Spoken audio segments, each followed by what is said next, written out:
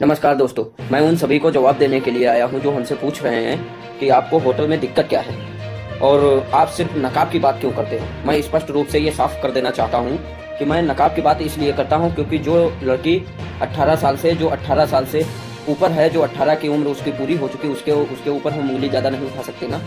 और वो कोई भी बहाना बना देगी कि हम फलाना काम से आए थे, लेकिन वहाँ पर गई वो देह व्यापार के लिए है, फलाना काम से आएगी, वो फिर बच जाएगी और फिर उंगली ऊपर उठेगी कि आप तुम कैसे रोक सकते हो।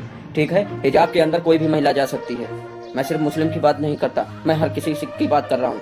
अब मैं हिजाब को सिर्फ क्यों टारगेट कर रहा हूँ, क्योंकि उसकी आड़ में कोई भी जा सकता है और हिजाब है इस्लाम का प्रतीक, उसको मैं रोक सकता हूँ। क्योंकि जब कोई भी किसी के दीन पर, जब मजहब पर जब उंगली उठती है तो संविधान भी इजाजत दे रहा है कि उसको तुम रोक सकते हो और उस पर आवाज उठा सकते हो, उसके खिलाफ कार्रवाई भी करा सकते हो। ठीक है, लेकिन जो है तो हम सिर्फ उसको टारगेट कर रहे हैं, इसलिए टारगेट कर रहे हैं ताकि जो है ये समझ जाए। समझ रहे हो? जो आप जो हमसे सवाल कर रहे थे, स्पष्ट रूप से सुन लो, हमारा मकसद ये है। ठीक है, हमारा मकसद किसी एक का नहीं है। क्या आप रोक सकते हो? क्या आप कुछ कह सकते हो? लेकिन हम जब किसी इंसान के पास जो रास्ता होंगे वही रास्ता अपनाएगा, दूसरा रास्ता नहीं अपना लेगा। ठीक है, तो ये सवाल करना हमसे बंद करो और इसकी रणनीति समझा करो कि हम क्यों कह रहा हूं, किस लिए कह रहा हूं। हमने क्या कहा था कि ये देह व्यापार बंद किया जाए संडीले के अंदर। देह व्यापार कोई नहीं करा सकता। हमारा समाज किस तरफ जा रहा है, हमारे समाज को जागरूक होने की जरूरत है। तो क्या सिर्फ मुसलमान ही जागरूक होगा? जो आप लोग सिर्फ कहते हो कि मुसलमानों की सिर्फ क्यों बात करते हो?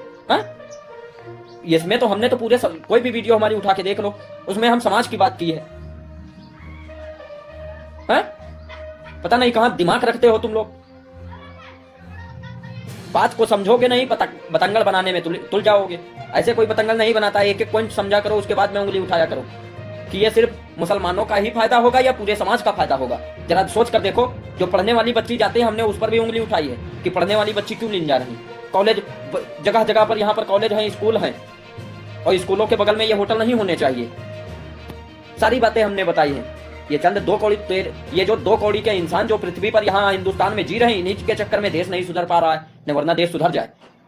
इन्हीं के चक्कर में देश नहीं सुधर पा रहा है।